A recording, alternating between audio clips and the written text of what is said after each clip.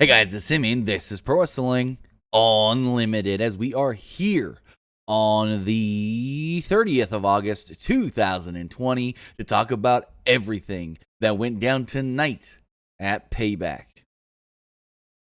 Crap, I didn't grab me a bottle of water. All right, we're going to roll through. Screw it. The Payback was an up and down show. There were a number of matches that I actually liked. And then there were a few matches where I was just like, you know what? Looking at the results here, I've got them written down next to me. Liked it.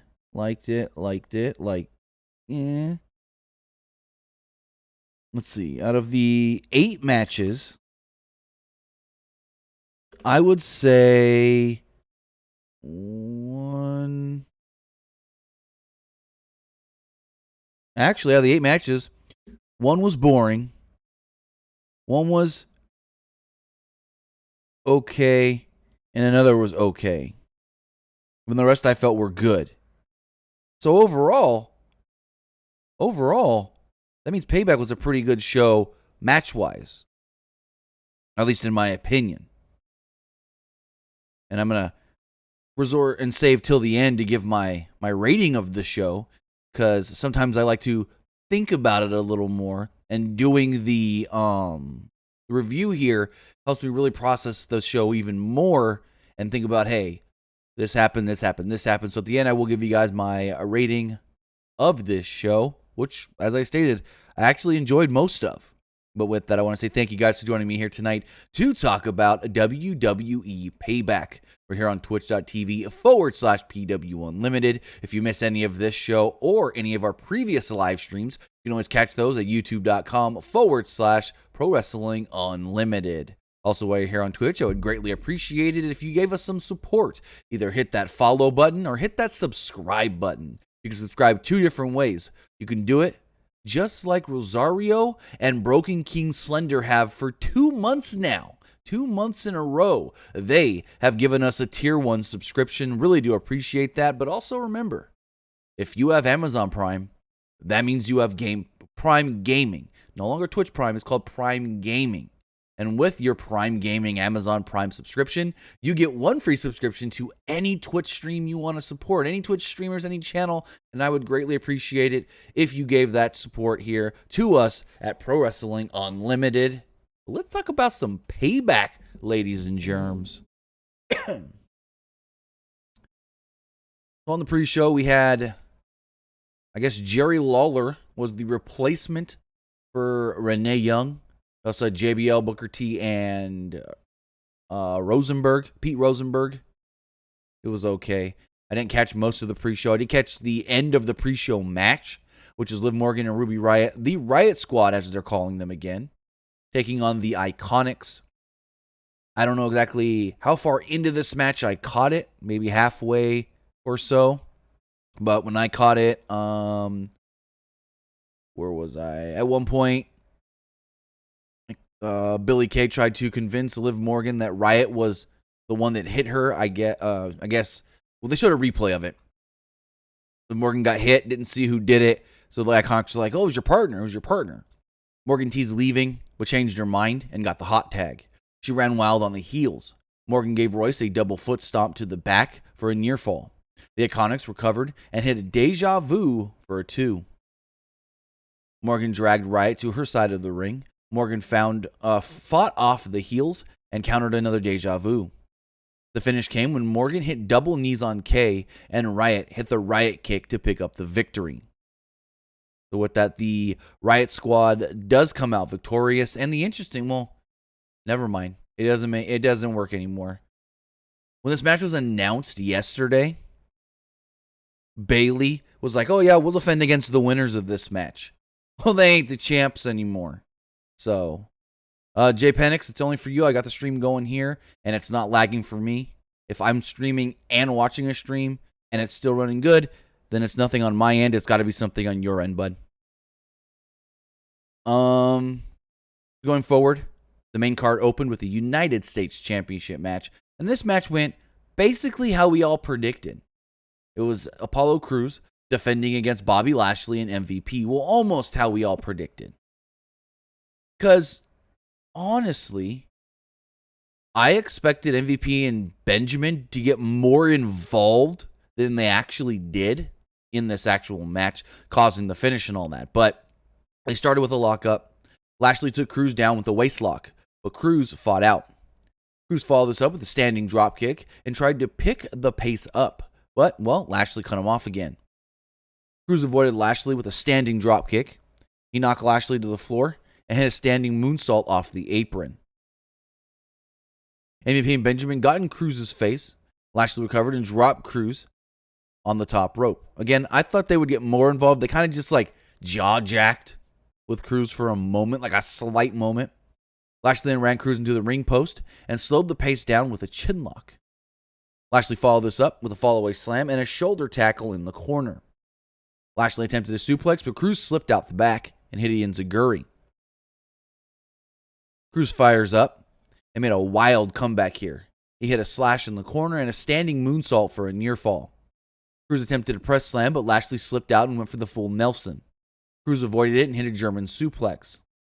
Lashley recovered and slammed Cruz down hard on the mat. Lashley then locked in the full Nelson. The two fell to the mat as Lashley grapevined the legs, and, well, Apollo Crews had nothing but to tap out. Apollo Crews taps out, and Bobby Lashley, as we predicted, as many people predicted, new WWE United States Champion. After the match, the heels were celebrating in the ring. MVP made sure that the camera guy got good pictures of them, and then Crews would attack Lashley after the match. Not sure why. He then started yelling once he was thrown out of the ring, "I'm getting that title back. I'm coming for the title. I'm getting it back." Attacking Lashley afterwards, kind of a heelish thing to do in my book, because it's not like the match ended and then Lashley grabbed him, like threw him out of the ring as some sort of sign of disrespect. The match ended, Lashley got the belt, and then they celebrated. So I don't understand the whole Apollo Crews needs to attack Lashley. I guess that's just to tell us, hey, this isn't over. Because if Lashley would have did, like I stated, some sort of a disrespect deal as far as throwing Crews out of the ring so they can celebrate, then I can see him going, hey, you disrespected me, I'm going to attack you, and then say I want the title back. But it's all good. I think these two had a really good match tonight. Excuse me. Going forward, Michael Cole and Corey Graves recapped Roman Reigns and his alliance with Paul Heyman. Corey Graves said that the internet has been buzzing over the last 20 seconds of this past Friday's Friday Night SmackDown. So in the back, Kayla Braxton was at Roman Reigns' locker room when Paul Heyman would walk up. Braxton asked him, she said, what is your alliance with Roman Reigns? And Heyman literally goes, oh, I couldn't get Charlie to come ask me some questions? Okay, well, if you're going to ask me something personal, he said something like, don't ask me anything personal. So she goes, okay, well, is Roman Reigns going to sign that contract tonight? And Heyman just goes, I don't know. Roman said he's going to, and I believe everything Roman says. So why don't you ask him? And Kayla's like, well, can I come in and ask him? And Heyman's just like, no. And closes the door on her. And she's just like, well, okay then. This was a weird segment. Very weird. But Keith Lee getting warmed up in the locker room when JBL approaches. This made no sense. He noted, he said, that he thinks Keith Lee can be a big star. And he said, I think I can help you out. Here are some hedge funds that I think you should invest in. It's only $1 million to invest. And Keith Lee goes, well, to be honest, I don't have those kinds of resources right now. And JBL says, well, if you beat a guy like Randy Orton tonight, I think you'll be on your way to getting that kind of cash. And Keith Lee was just like, And then JBL left. Oh, no. I take that back. JBL didn't just leave. He said, or what was it? I lost it. So Lee pondered what JBL was saying, and then JBL goes, oh, but if you lose tonight, you lost against Randy Orton, so you shouldn't feel too bad. And I was like, oh, fuck. You hype him up just to hype him down. They then recap Big E on Talking Smack. And then next up, we got Big E versus Sheamus. I really, really enjoyed this match. These two work great together, and we've seen them work together in the past in tag team matches and whatnot. But I think Big E and Sheamus work really well together, and it was evident here tonight. So Sheamus had the early advantage with the side headlock. He sent Big E into the apron and hit forearms to the chest, or on the apron and hit forearms to the chest. Big E briefly fought back, but Sheamus regained control. Sheamus slowed down the pace and worked over Big E's knee. Big E tried to fight back, but Sheamus hit the Irish Curse backbreaker for a near fall. Sheamus continued to work over the leg and applied a half crab. Big E fought out of the hold, but Sheamus quickly took back over. Sheamus jumped up off the top rope, but Big E caught him in a belly-to-belly suplex. He followed this up with a second suplex. He attempted to spear through the ropes, but Sheamus met him with a knee to the gut. Big E recovered and, started dancing. Sheamus took the advantage here with an Alabama slam. Sheamus then struggled to get Big E up and get him to move. They traded shots in the middle of the ring. Sheamus regained control and worked over Big E's knee. They really played up towards the end of this match that Sheamus was working on the knee so hard that, the knee was hurt and he may not be able to do some of his big moves. Big E, though, did fire up and hit a running spear through the ropes this time. Big E's finally learning to do that move where he doesn't dive and then nose dive. Like, he used to go, shoom, crash. But now he does it more straight flat. So much better that he doesn't kill himself or look like he's going to kill himself. Big E then got to his feet. Both men got back into the ring. Big E went for the big ending, and Sheamus went back to working the knee. Big E then countered a power slam and followed it up with a big ending. Well, no, I missed a spot here. Sheamus attempted a brogue kick. Big E then countered a power slam, followed it up with a big ending, and picked up the victory. So Big E does beat Sheamus here tonight. Again, I thought this was a really, really good match.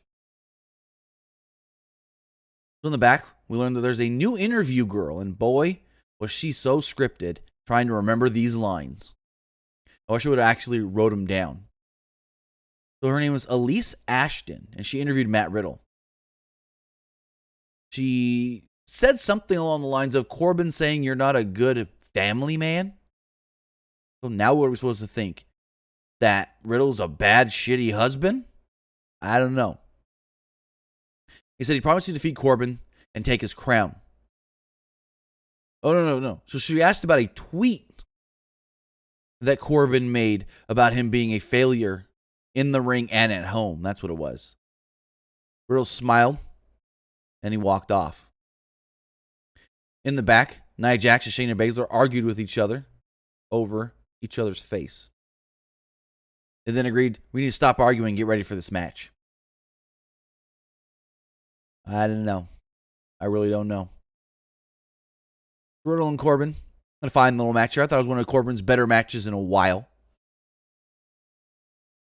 Corbin jumped Riddle as he entered the ring, and then his pyro went off. Excuse me.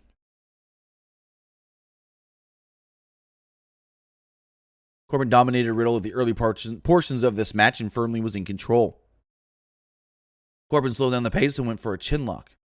Riddle fought back and went for a Kimura lock, but Corbin fought out of it with a slam. Riddle recovered and locked on a sleeper hold. Corbin fell backwards to break the hold, but Riddle locked on a sleeper again. Corbin tossed Riddle across the ring to break the hold and hit the across the ring clothesline for a 2. Corbin slowed the pace down. Riddle briefly recovered. Corbin then regained control with a back elbow for a near fall. Corbin attempted the around the corner clothesline, but Riddle rocked him with a kick to the head. Riddle hit running forearms in the corner, a broton, and a running knee to get a near fall. He caught Corbin with a kick to the gut, and Corbin sold this tremendously.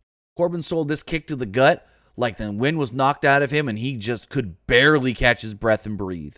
This was great. Corbin's selling here sold this like $1 million. Riddle then hit a running forearm in the corner.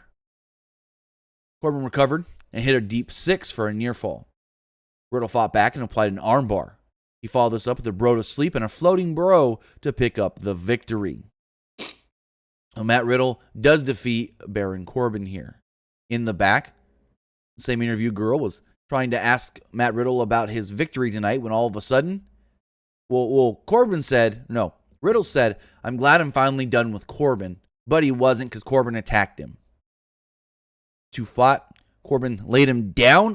So Corbin attacks Matt Riddle from behind. Clubbering blows, as they would say. And then he doesn't slam Riddle through a table. He lays Riddle on a table. He lays Riddle on this table, and he hits Riddle a couple of times, and the table just goes crunch and breaks. Referees come, pull. Give me 1 second, guys.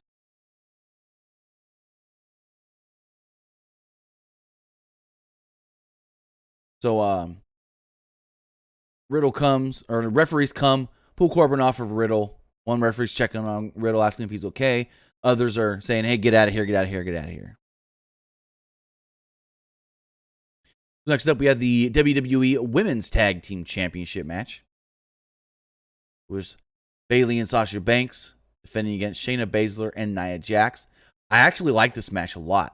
I thought this match was really good. All four women worked really hard, and I thought the match itself told a good story. Really good story.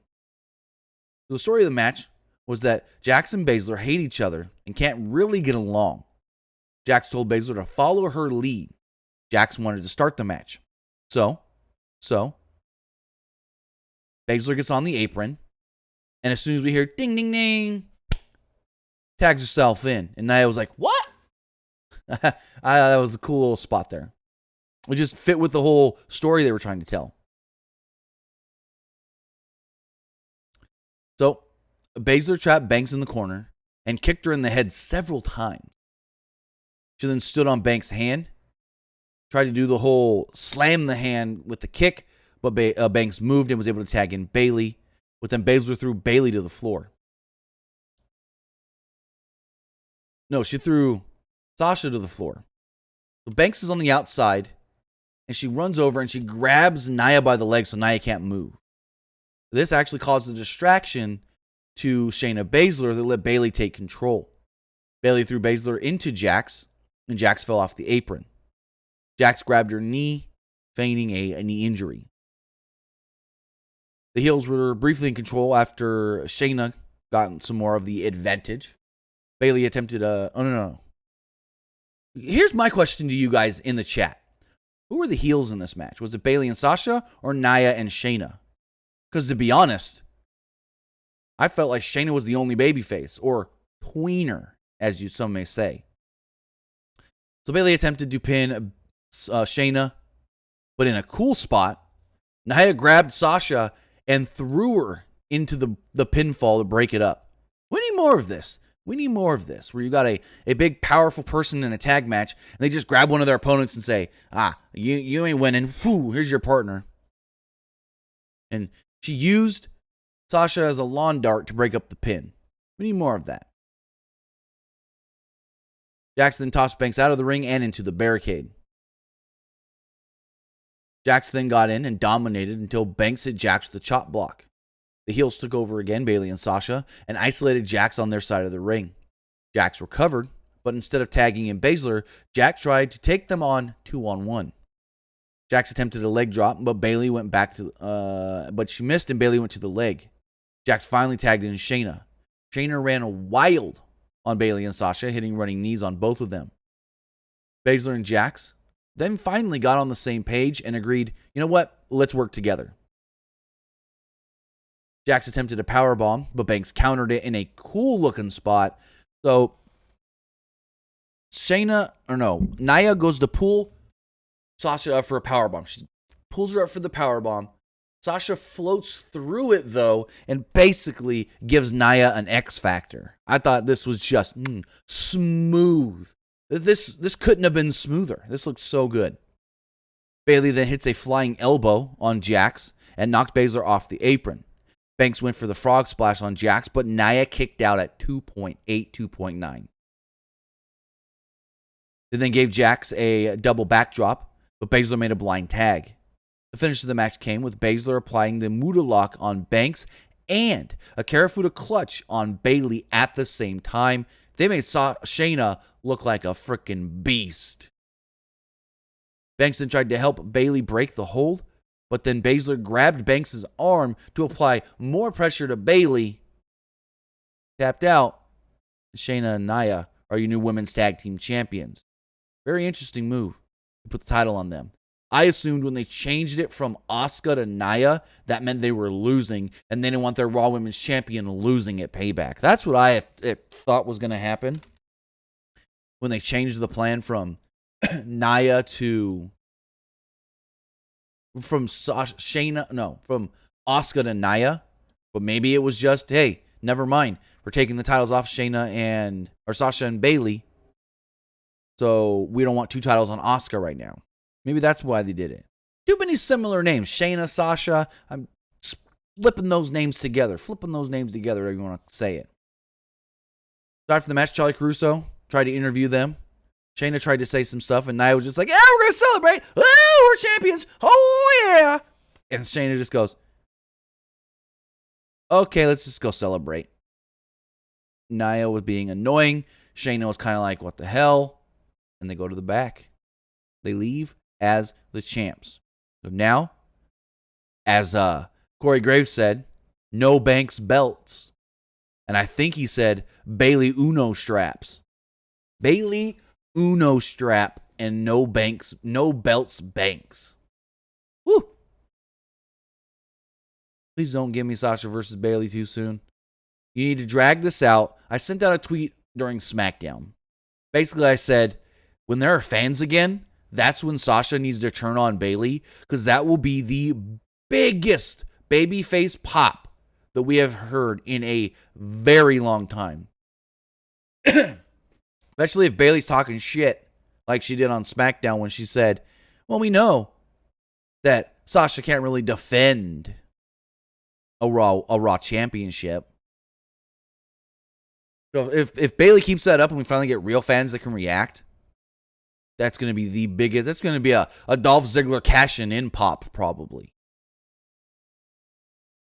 And another thing, how is Bayley so much better of a heel than damn Sasha? I mean, some may not agree with me on that. We've always seen the Bayley, the greatest female babyface ever. Sasha, one of the best female heels of all time. Then Bayley goes heel, and she's a better freaking heel than Sasha Banks. Start calling Bayley the boss. So next up in a tremendous match, it was Keith Lee versus Randy Orton. I thought this match was exactly what it needed to be. 5-6 minutes, and Keith Lee with a decisive victory. Not, oh, he beat Orton. No, he beat Orton clean, right in the middle of the ring. As some may say, clean in the sheets. But early on, Orton applied a headlock to start the match. Lee took Orton down with a shoulder tackle. Lee avoided Orton with a leapfrog and a crossbody block. Orton demanded Lee's respect and rocked Lee with a series of chops. Orton will give out chops, but Orton don't like to take those chops. Trust me, I've heard it before. Orton hates getting chopped. And that's why sometimes we see guys like McIntyre try to chop him harder than normal on purpose. So Lee fought back and trapped Orton in the corner. Lee missed a charge and went shoulder first into the post. Orton then gave Lee a huge back suplex onto the announce table. Orton slowed the pace down with a chin lock, but Lee fought back and launched Orton. Excuse me. Let's start this over. Orton slowed down the pace with a chin lock. Lee, though, fought back and launched Orton to the floor. Lee gave Orton a back suplex on the announce table. Orton recovered and caught Lee with a draping DDT as he entered back into the ring. Orton was firmly in control here as he attempted an RKO. Lee, though, hit a spirit bomb out of nowhere and picked up the victory on Randy Orton. Hey, no better way to say, hey, this guy's going to be a major star on Raw than have him go out here in his first pay-per-view match, his first full match that didn't have a crap finish like a DQ, and beat Randy Orton, one of the guys that you've been pushing harder than almost anybody all year. That's called Somebody believes in Keith Lee. Big time. Big time. Also, guys, remember, if you want to be part of tonight's show, you can do so by texting in to 510-906-1341. The number is in the live chat. It's 510-906-1341. So in the back, Kayla Braxton once again approached Paul Heyman. She wondered, hey, is Reigns going to sign this contract? We haven't heard yay or nay. And Heyman just goes, Roman said he's going to, and that he's going to win the title. And you just got to take his word. I take his word. If he promises it, he's going to do it.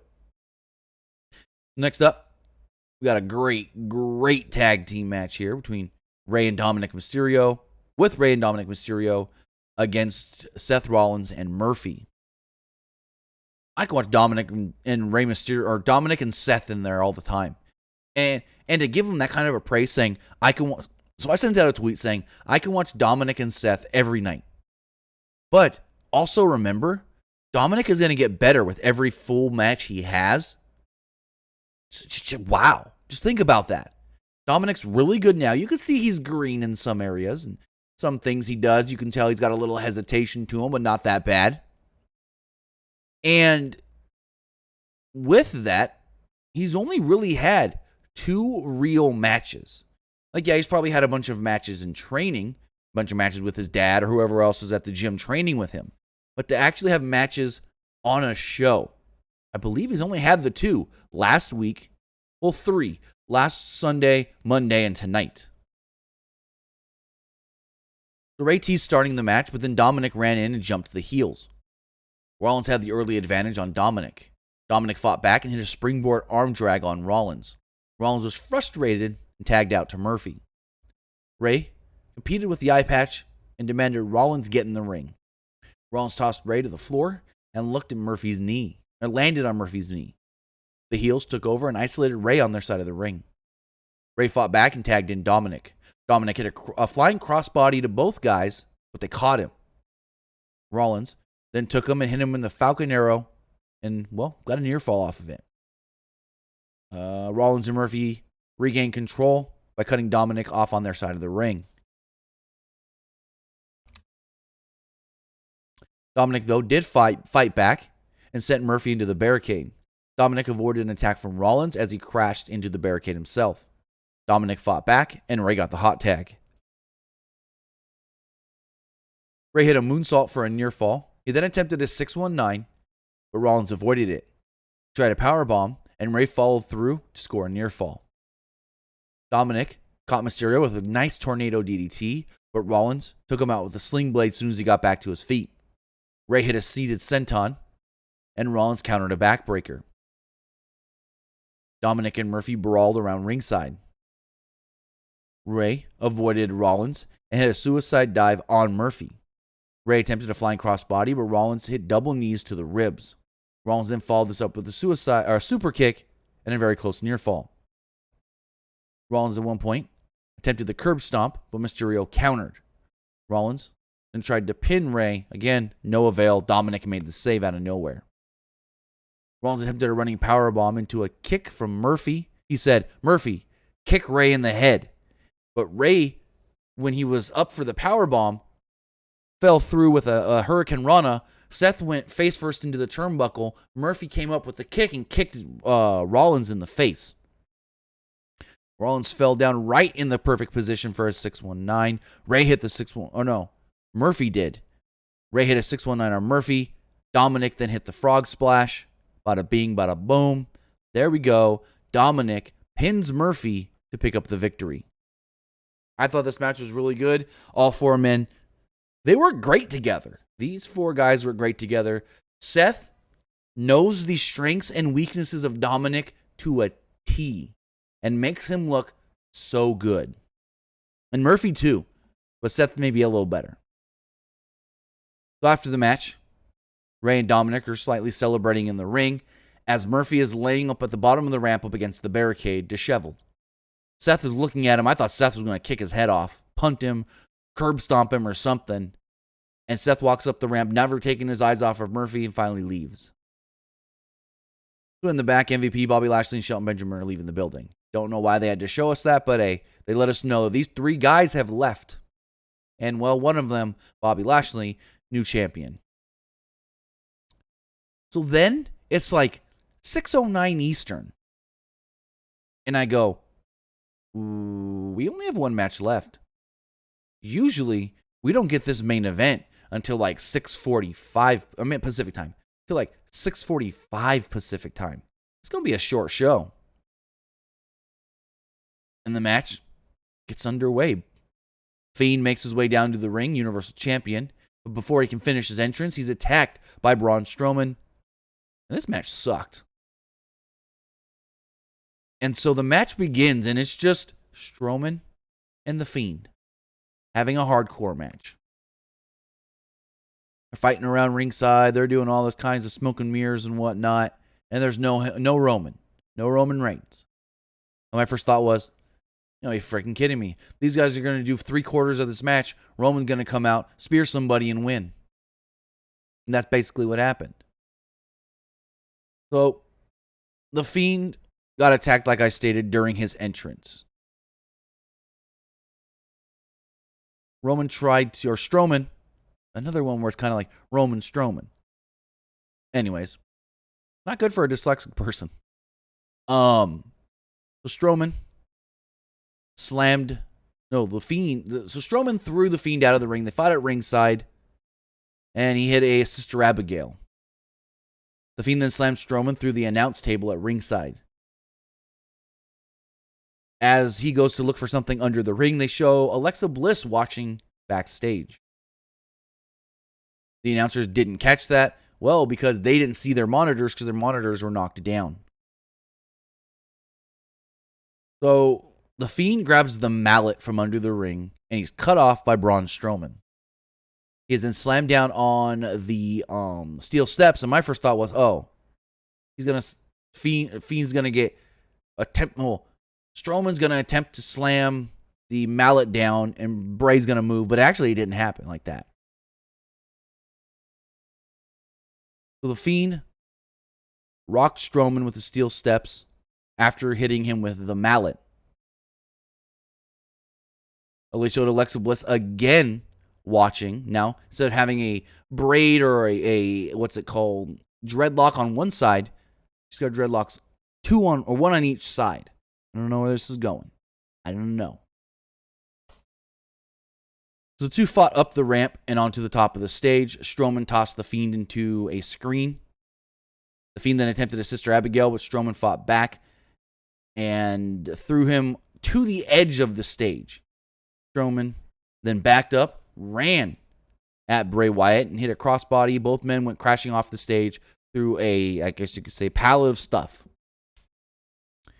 They then let us know that this is not a false count anywhere match, and the finish must take place in the ring. So Braun grabs the Fiend and takes him back down to the ring, or throws him back into the ring. Strowman climbed to the top rope. Oh, and here's the other thing before I even say it. So we're watching the kickoff show, and they show the ring, of course, during that kickoff show match, and my first thought was, Braun's breaking the ring. And you may ask, well, how do you know? Because they changed the ring from Friday's SmackDown. Whenever WWE does either a cage match or they want to break the ring, they cannot use the ring with the video turnbuckles, the LED turnbuckles and the video boards.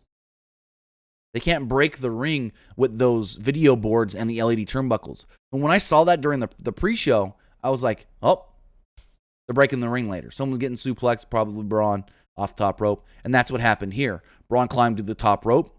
He got superplexed, and the ring, quote unquote, imploded. But the spot, which was supposed to be a cool spot, was stupid, because any fan that's watched WWE over the last couple of years can tell when they don't use the LED turnbuckles and it's not a cage match on the show, there's no cage match on the show, well, they're breaking the ring. I mean, this happened back in 2003 by accident with Brock and Big Show.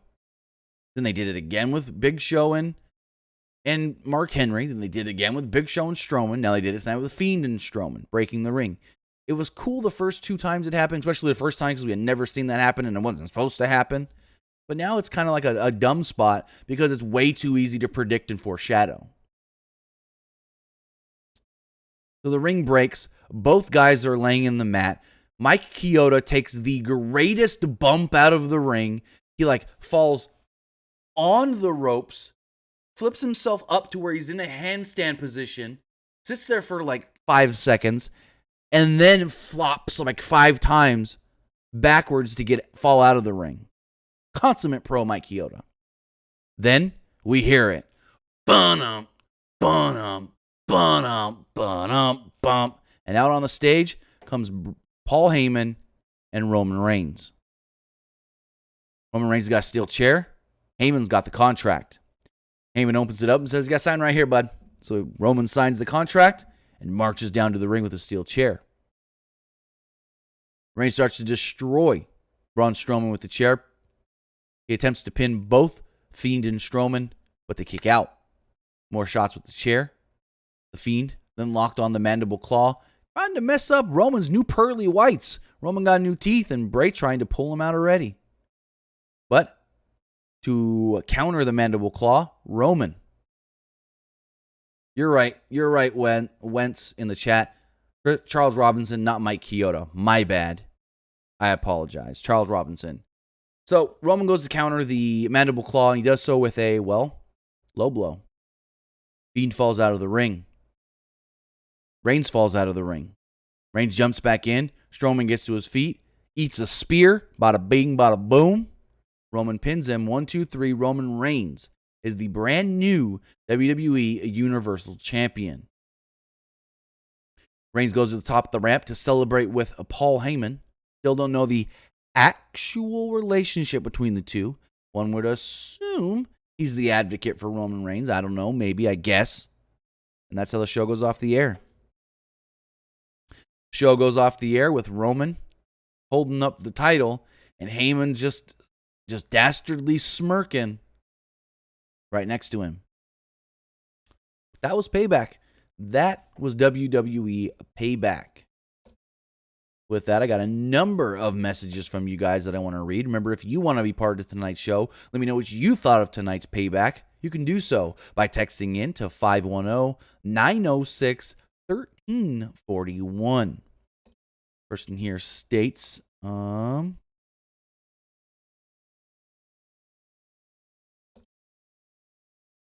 you see WWE taking the storyline of Sasha Banks Bayley? Where do you see the WWE taking the storyline of Sasha and Bayley going forward? Well, like I've said, I think they need to drag this out. I said it earlier. They need to drag it out till there's fans in attendance, real fans, not virtual fans, real fans that can cheer for themselves.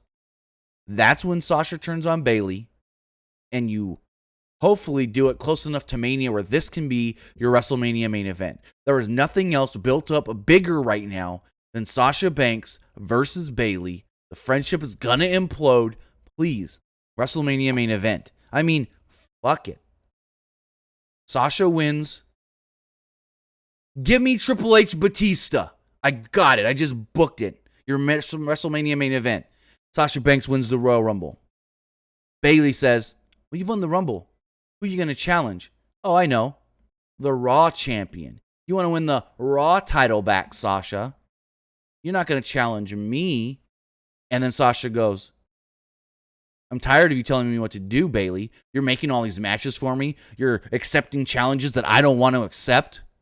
Now, you're going to accept my challenge because you don't have an option because I'm the winner of the Royal Rumble." Boom. Sasha Bayley. I just booked it. That's how you get Sasha Bayley in the WrestleMania main event. Let's do it.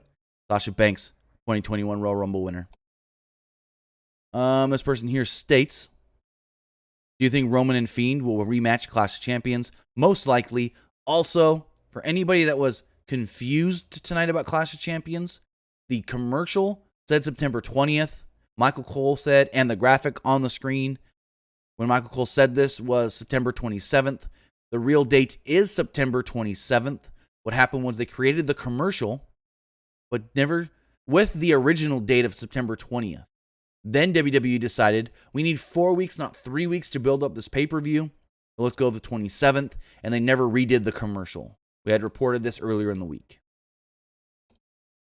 This person says, what do you see happening with Banks and Bayley? I already talked about that.